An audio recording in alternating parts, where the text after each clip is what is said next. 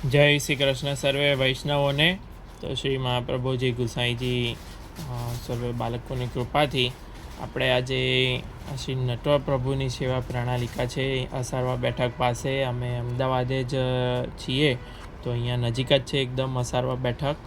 તો આ એક વૈષ્ણવે આ પ્રણાલિકા મુજબ આખા વર્ષના ચિત્રજી સ્વરૂપના વસ્ત્રોનો જે ઓર્ડર આપ્યો છે, તો આપણે એમાં જેટલા હાથ પવિત્ર કરી શક્યા છીએ દરેક વસ્તુ સેમ ટુ સેમ તો આપણે પ્રભુ જેટલું પહોંચી ન શકીએ, પણ ગ્રહ સેવાની અંદર દરેક વસ્ત્ર લખેલું છે એ મુજબ આપણે ગ્રહ સેવામાં કેવું વસ્ત્ર ધરાઈ શકીએ, જેટલું થઈ શકે એટલું આપણે આમાં સેમ ટુ સેમ કર્યું છે. એવું આપણે દરેક આવી રીતે એમને 12 મહિનાના આવી રીતે આખા ડબ્બા કરી દીધા છે, જેમ કે આ શ્રાવણ મહિનાનું છે.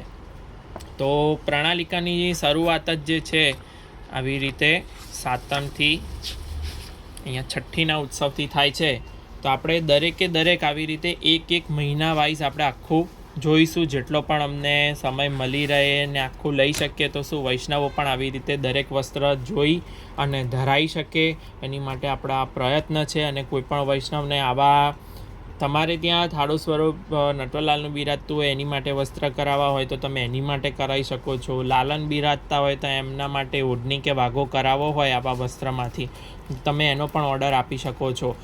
અમે જે કર્યું છે, જે અમને ખબર પડી 5-6 વૈષ્ણવો મોટા વૈષ્ણવોને પૂછીને સલાહ લઈને, અને એનાથી પણ સુંદર થઈ શકે છે, કરી શકો છો તમે. પરંતુ આ વિડીયો એવા વૈષ્ણવ કે જેમને પ્રણાલિકા મુજબ હજુ ખબર પડતી નથી વસ્ત્રના પ્રકારની ને એની, તો આ એક પ્રયત્ન છે. તમે આમાં અમને સજેશન પણ આપી શકો છો, અમને પણ શીખવાડી શકો છો. તો આપણે દરેક વૈષ્ણવને સારું સાહિત્ય પ્રોવાઈડ કરી શકીએ અને વૈષ્ણવ આમાં લખેલા દરેક સાહિત્યને સમજી શકે એની માટે આપણે આ પ્રયત્ન કર્યો છે. તો હવે આપણે સમય વ્યતીત ન કરતાં આજે આપણે અહીંયાથી જ શરૂ કરીશું. શ્રાવણ વદ સાતમથી અડધો શ્રાવણ મહિનો આમાં પાછળની સાઈડ હોય છે, એ પણ આપણે લઈ લઈશું. અને આપણે પ્રણાલિકાની શરૂઆત જ્યાંથી આપણા મહામહોત્સવથી થાય છે એને પ્રધાનતા આપી અને આપણે આજે પ્રણાલિકાની શરૂઆત કરીશું. તો શ્રાવણ વદ સાતમ લખ્યું છે પીળા રંગની કોરના ધનકના લાલ પીછોડા. તો અહીંયા ઘણા વૈષ્ણવોએ જેવી રીતે દર્શન કરેલા છે એવી રીતે આપણે તો દરેક વસ્ત્ર હવે આપણે એક વસ્ત્ર આવશે અને આપણે એ પ્રમાણે જોતા જઈશું અને એક વસ્ત્ર આપણે ધરતા જઈશું.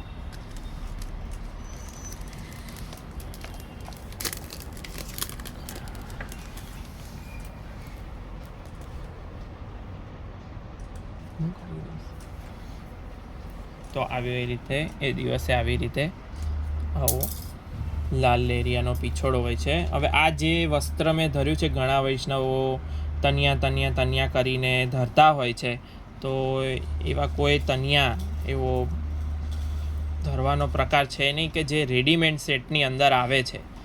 તો વસ્ત્રના પ્રકાર જે છે આપણે અહીંયા આવી રીતના છે. તો આવી રીતનો આ જે છે એને પીછોડો કહેવાય અને એ દિવસે આવી રીતે કિનારીવાળો આવો પીછોડો ધરાય છે. ત્યારબાદ આપણે નેક્સ્ટ ઉત્સવનું જોઈશું. તો ત્યારબાદ જન્માષ્ટમીનું વસ્ત્ર છે. તો જુઓ, સોનેરી છાપાના લાલ રેશમી સુથાન અને કેસરી દોરિયાના ચાકદાર વાઘા. તો એ આપણે ઘણી વખત મૂકેલા છે, ઘણા વૈષ્ણવોએ પધરાયેલું પણ છે. તો આવી રીતે આ સુથાન અહીંયા આવશે અને ઉપર આ દોરિયાનો ચાકદાર વાઘો અને આ ઉપર ચોલી. બરાબર. હવે આ જે છે એ શ્રી નટવર પ્રભુની ને શ્યામલાલ પ્રભુની પ્રણાલિકા છે. તો એની અંદર થાળું વસ્ત્ર લખેલું નહીં આવે. તો થાળું વસ્ત્ર તમારે તમારી મુજબ કોઈ પ્રણાલિકાની અંદરથી તમે લઈ શકો છો અથવા મેચ પણ કરી શકો છો. તો નંદ મહોત્સવના દિવસે પણ એ જ રહેશે અને દૂસરો શૃંગારમાં પણ એવી જ રીતે એવા શૃંગાર આભરણ ધરવામાં આવે છે. ત્યારબાદ આવે છે બાલ લીલા. તો જુઓ, શ્રાવણ વદ 11. બાલ લીલાનો પ્રથમ શૃંગાર લાલ સુથન અને પીળી જગુલી. તો અને લાલ કુલ્હે લખેલી છે, તો આપણે જોઈશું. તો આ જે છે એ લાલ સુથન આવી રીતે. તો આવી રીતે આપણે આ લાલ સુથન. ત્યારબાદ આ જે છે પીળી જગુલી, બરાબર, અને આ છે લાલ કુલ્હે. તો બને ત્યાં સુધી આપણે મસ્તક શૃંગાર પણ જોડે બતાવવાનો પ્રયત્ન કર્યો છે. તો તો આ તમારે લાલ સુથન અને પીળી જગુલી. ત્યારબાદ આપણે એના નેક્સ્ટ ડેના વસ્ત્ર જોઈશું. તો બારસના દિવસે છે શ્યામ લહેરિયા અથવા ચૂંદડી. હવે આવું ઘણી વખત આમાં પણ એ લોકો ઐચ્છિક પ્રમાણે ફેરફાર થતો હોય છે કે આ વર્ષે કદાચ લહેરિયાના ધર્યા હોય તો આવતા વર્ષે ચૂંદડીના ધર્યા હોય, તો આપણે પણ એ પ્રમાણે આમાંથી કોઈ પણ એક જે આપણે થઈ શકે એટલું કરીએ. તો એમાં લખ્યું છે સુથન કાચની મુકુટની ટોપી પર 3 ફોંદના. તો આવી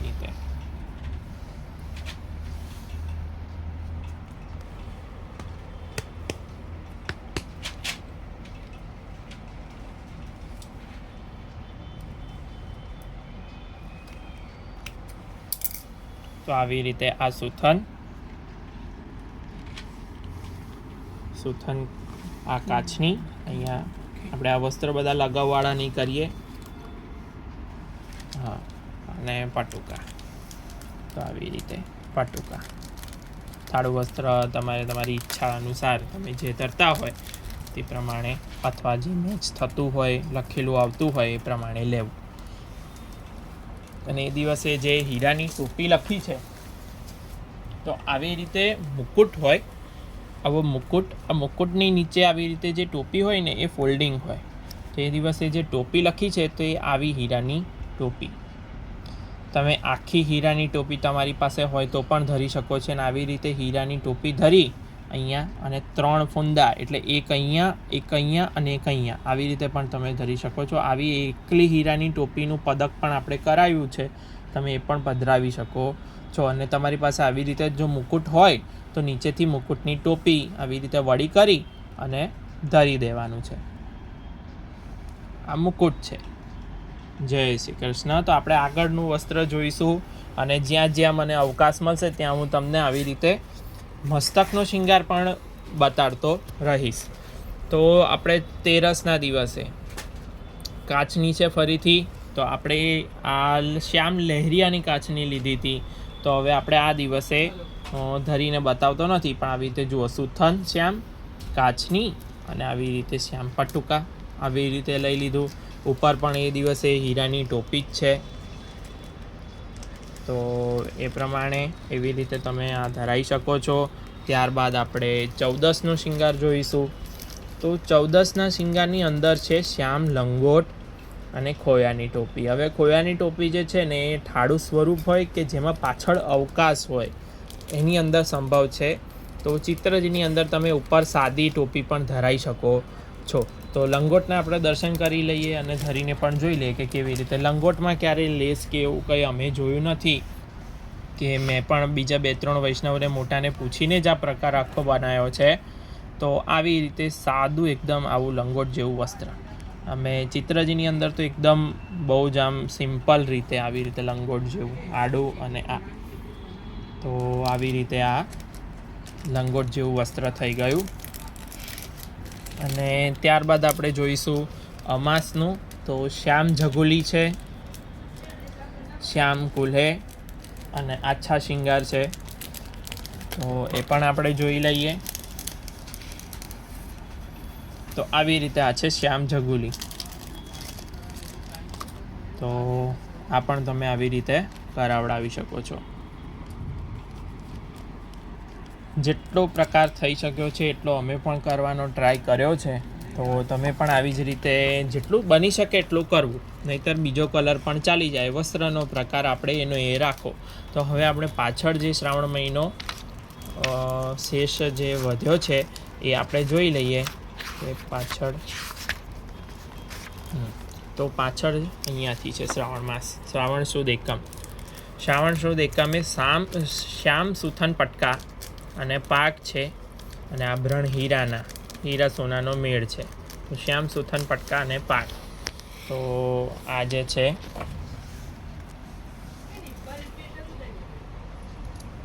આ જે શ્યામ સુથન, આવી રીતે આ શ્યામ સુથન અને આ પટકા. તો આ સુથન પટકાનો શૃંગાર થઈ ગયો એ દિવસનો. તો આવી રીતે તમે આ પણ પધરાવી શકો છો. હવે આપણે નેક્સ્ટ ડેના વસ્ત્ર તરફ જઈશું. પીળા મોઠરાના પીછોડા. હવે મોઠરાનું કાપડ અમને મળ્યું નથી, તો એક વૈષ્ણવની આ સૂચના પ્રમાણે કે ના હોય તો પછી આવી રીતે પછી પીળી ચૂંદડીનો કે પીળા લેરિયાનો આપણે પીછોડો લઈ લેવો. પીછોડા લખ્યા છે. આ પીછોડાનું સ્વરૂપ છે. આપણે આગળ પણ પીછોડો ધરીને જોઈ ગયા, અને આપણે પીછોડો જોઈ લઈએ તો આવી રીતે આ એ દિવસનો પીછોડો. એની ઉપર હીરાના જડાઉ કુલે પગા. હવે આ પણ છે ભાઈ હીરાની જડાઉ કુલે પાક આપો. હીરાની જડાઉ કુલે પાક, તો આપણે એ પણ જોઈ લઈએ. અને એમાં હીરાના આભરણ છે. હીરો જડાઉનો ડબ્બો. ત્યાર સુધી આપણે આગળ જોતા જઈએ તો રૂપેરી દોહરી કિનારીના ફૂલી ચૂંદડીના લાલ પીછોડા.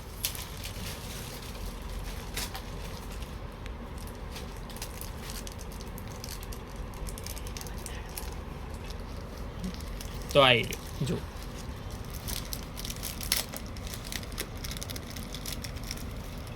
બીજું વસ્ત્ર, હા આ જુઓ ભાઈ, કુલે આવી ગઈ.